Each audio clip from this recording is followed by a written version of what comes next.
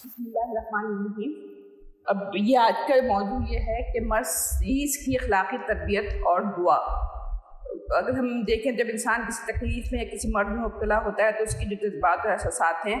بہت ہی نرم ہو جاتے ہیں، اور اس کے دل میں خود ہی ایک احساس جاگ اٹھتا ہے کہ مجھ سے بالاتر تر بھی کوئی ہستی ہے جس سے کہ مجھے دعا مانگنی چاہیے۔ تو ایسے وقت میں ایک ڈاکٹر کو چاہیے کہ اس کے جسمانی علاج کے ساتھ ساتھ اس کے روحانی ارتقاء کی بھی کوشش کرے نا۔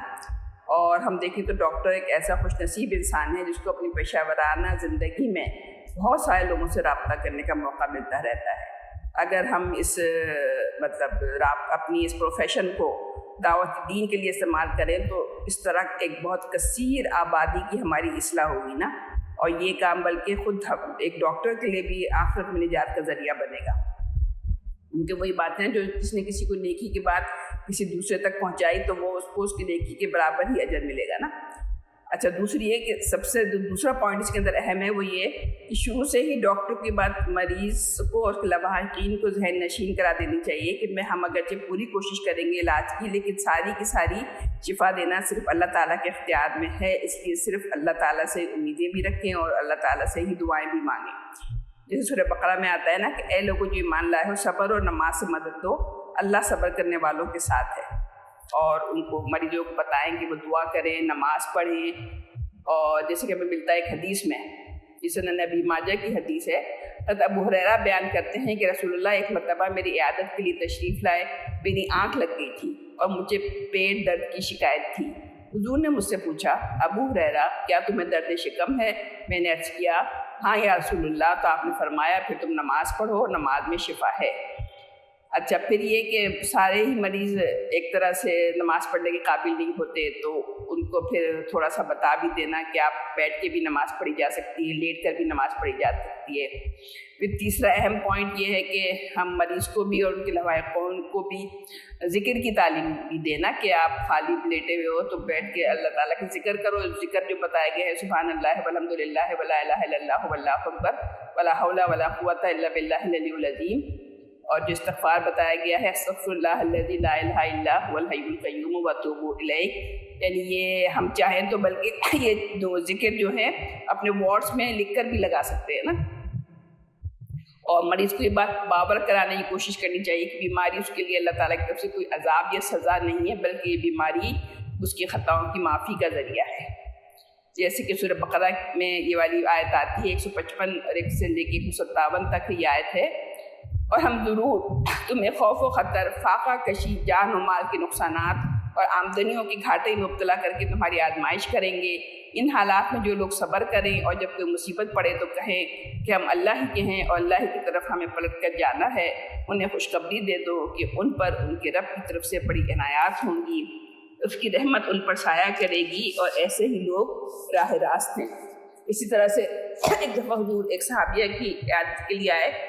تو انہوں نے ان سے فرمایا کہ ام علا، تمہیں خوشخبری ہو، مسلمان کی بیماری سے گناہوں کو یوں دور کر دیتی ہے جیسے کہ آگ سونے چاندی کا کھوٹ دور کر دیتی ہے۔ پھر ایک بہت مشہور حدیث جو ہمیں ملتی ہے حضرت عائشہ صدیقہ سے کہ رسول اللہ نے فرمایا کہ مومن کو کوئی تکلیف نہیں پہنچتی یہاں تک کہ اسے کانٹا تک نہیں چبھتا، مگر اس کے ذریعے سے اس کے گناہ معاف کر دیے جاتے ہیں اور اس کی خطائیں دور کر دی جاتی ہیں۔ پھر چوتھا جو ایک اہم پوائنٹ ہے کہ ہم دیکھتے ہیں ہمارے پاس بہت سے مریض ایسے آتے ہیں جو کہ شرک پہ مبتلا ہوتے ہیں نا، تو عموماً جو ہمارے پاس مریض آ رہے ہوتے ہیں وہ جاہل مطلب دنیاوی لحاظ سے بھی، بعض اوقات دینی لحاظ سے تو ہوتے ہی ان کا مطلب علم کم ہوتا ہے، تو وہ ایسے چیزیں استعمال کر رہے ہوتے ہیں جن میں شرک کی آمیزش ہوتی ہے نا۔ تو کبھی جیسے دھاگا بندھا ہوا ہے ٹانگ پر، ہاتھ پر یا کہیں پہ بھی، تو ایسے سلسلے میں ہمیں مریض کو سمجھانا چاہیے، کیونکہ اس کے بارے میں بھی حدیث آتی ہے۔ حضرت عبداللہ بن مسعود کی اہلیہ بیان کرتی ہیں کہ عبداللہ بن مسعود نے میری گردن میں دھاگا بندھا ہوا دیکھا تو پوچھا کہ دھاگا کیسا ہے؟ میں نے کہا کہ پڑا ہوا گنڈا ہے۔ وہ کہتی ہے ابن مسعود نے اسے توڑ پھینکا اور فرمایا ابن مسعود کے گھر والوں تمہیں شرک کی باتوں سے بے نیاز رہنا چاہیے۔ میں رسول اللہ سے خود سنا ہے، آپ نے فرماتے تھے کہ جھاڑ پھونک، نظر کے لیے من کے اور زوجین کے لیے محبت کی جادو، یہ سب باتیں شرک ہیں۔ لیکن اس میں یہ بات آپ ضرور سمجھ لیں کہ جو غیر اللہ کے نام چیزیں ہیں وہ تو شرک ہیں، لیکن اگر قرآنی آیات ہوں یا کوئی مصنون دعاؤں کے ذریعے سے پھونکنا ہو تو وہ جائز ہے۔ پھر 5واں پوائنٹ اس میں یہ ہے کہ ایک مسلمان ڈاکٹر کو مریضوں کا مناسب علاج کرنے کے ساتھ ساتھ ان کے لیے شفائے مرض کی دعا بھی کرنی چاہیے، وہ یہ بھی مریض کے حق میں ایک صدقہ ہے اور اس سے ڈاکٹر بھی اجر کا مستحق ہوگا۔ حضرت ابو درداء سے روایت ہے کہ رسول اللہ نے فرمایا، کسی مسلمان کی اپنے بھائی کے لیے غائبانہ دعا قبول ہوتی ہے اور اس کے پاس ایک فرشتہ ہے جس کے ذمہ یہ کام ہے کہ جب وہ اپنے کسی بھائی کے لیے غائبانہ کوئی اچھی دعا کرے تو وہ کہتا ہے کہ تیری یہ دعا اللہ قبول کرے اور تجھے بھی وہی خیر عطا فرمائے جو تو نے اپنے بھائی کے لیے مانگی ہے۔ پھر یہ کہ یہ بڑی بات ہے کہ مرض کی حالت میں ایک مریض کی دعا بھی خاص طور سے قبول ہو رہی ہوتی ہے۔ اس طرح نے اپنے ماجہ میں ایک حدیث ملتی ہے کہ حضرت عمر بن خطاب بیان کرتے ہیں کہ رسول اللہ نے فرمایا، جب تم کسی مریض کے پاس جاؤ تو اس سے درخواست کرو کہ وہ تمہارے حق میں دعا کرے کہ اس کی دعا فرشتوں کی مانند ہوتی ہے۔ تو یہ ساری اہم باتیں ہیں۔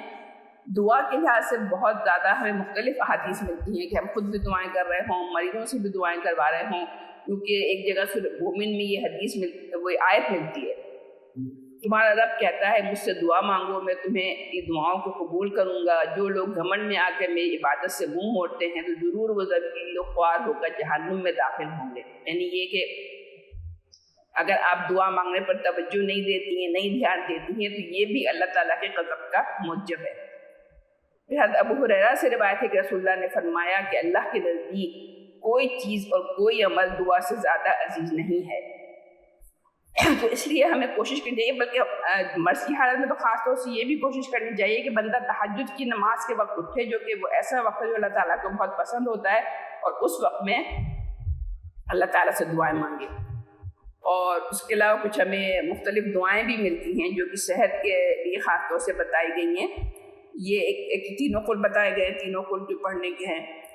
ربی انی مسنی الضر وانت ارحم الراحمین، اے رب مجھے ایک بیماری لگ گئی ہے اور تو رحم کرنے والوں میں سب سے زیادہ رحم کرنے والا ہے۔ وَإِذَا مَرِضْتُ فَهُوَ يَشْفِينِ، اور جب میں بیمار ہوتا ہوں تو وہ اللہ ہی مجھے شفا دیتا ہے۔ پھر سورہ فاتحہ کا بہت کہا گیا ہے، سورہ اخلاص کا بہت کہا گیا ہے، آیت الکرسی اور سورہ بقرہ کی جو آخری 2 آیات ہیں ان کا بھی کہا گیا ہے کہ بطور دعا اور بطور علاج ان آیات کو پڑھنا چاہیے۔ اچھا، پھر یہ کہ حضرت ابن عباس سے روایت ہے کہ نبی کریم نے فرمایا اگر کوئی کسی ایسے مریض کی عادت پہ چلا جائے جس کی کہ موت کا وقت ہی آ پہنچا ہو تو وہ 7 دفعہ یہ کلمات کہے گا تو اللہ تعالیٰ مریض کو اس مرض سے عافیت دے گا۔ میں اسأل اللہ العظیم رب العرش العظیم ان یشفیک، میں بڑی عظمت والے اللہ سے جو عرش عظیم کا رب ہے سوالی ہوں کہ وہ تجھے شفا دے۔ اس کے علاوہ کچھ دعائیں ایسی ہیں کہ رسول اللہ نے بتایا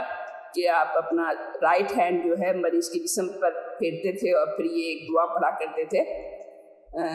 اللہم اذہب البأس رب الناس واشفی انت الشافی لا شفاء الا